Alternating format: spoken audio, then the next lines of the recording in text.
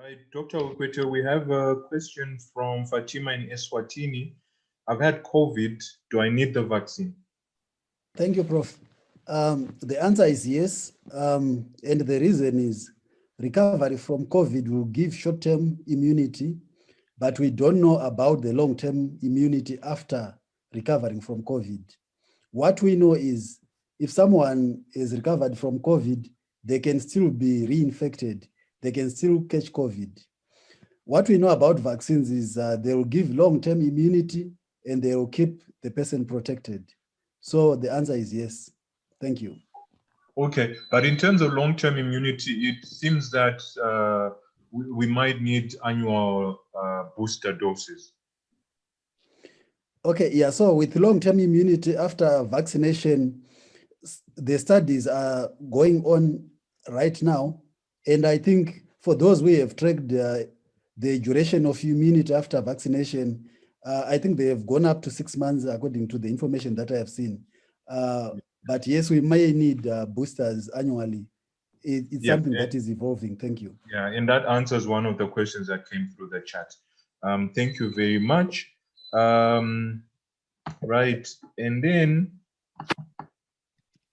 Abel, I'm coming to you. So yeah, so we have a question from Marie in Ireland, and she's concerned about there's information around the use of human tissue, so fetal cells for making vaccine, and also chimpanzee DNA. And I think she's concerned about how these things will mix in your system. Is that true, Abel? Yes. So the concern about fetal cells, and did you say the chimpanzee DNA as well? Yes, yes. Yeah. Now, that's one of the messages that have been sent out there that are very confusing to people, and that making people not want to take the vaccine. But all we can tell them is that there is nothing like that in the vaccines. So we don't have fetal cells in them, and there's no chimpanzee DNA.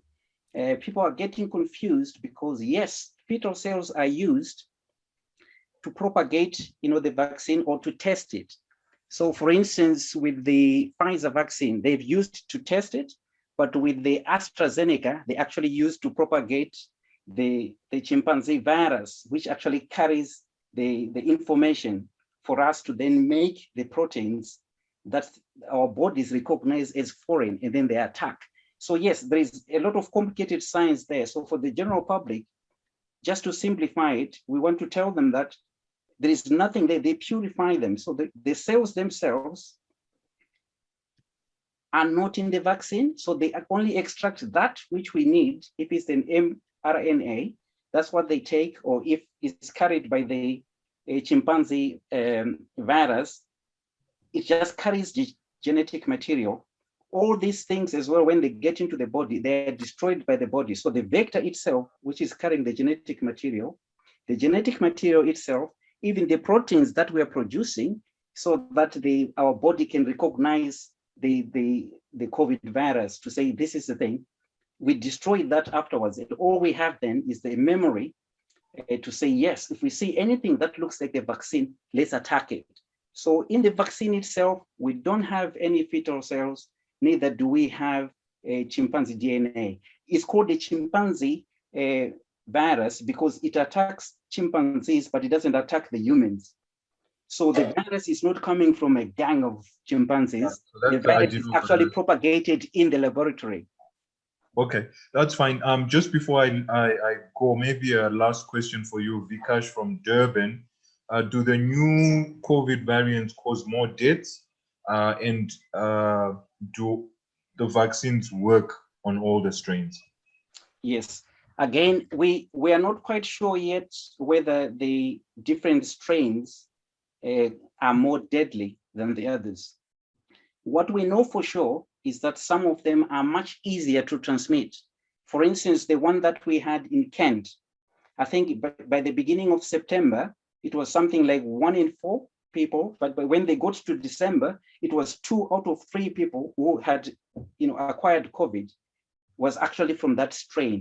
So it was like 70% more transmissible than what we already had. So yes, some of them, like the Kent one, it was very quickly transmitted to other people. So in that way, you could say they cause more deaths because there are more people who get it, but the virus itself has not become more deadly. This is why it is important to get everyone vaccinated, because each time when the virus latches on from one person to another and is dividing in your body, there can be coding mistakes in the virus, and you can now develop another variant, or God forbid, another strain, which could actually evade the vaccine. So far as we know, the strains that are there can still be neutralized by the vaccines that we have, because they've not changed their identity too much. So the spike protein, which is the identifying marker that we are targeting for all the vaccines really, whether attenuated mRNA or the vector carried ones, the markers have not changed significantly. So we believe that the vaccines should still work on all the variants so far. Thank you very much. Yeah, there are people who are asking very complicated questions here. But what I'm going to do is I'm going to ask my panelists to also go through the chat box so that when I come to you and we don't have a question that was pre-asked, if you can just try to answer that question. So you just tell me which question you want to answer. And we are doing really well on time. So we'll do this for another 10 minutes and then we'll open this up very quickly for comments and maybe additions from some of our experts, or just people who maybe their questions we've missed.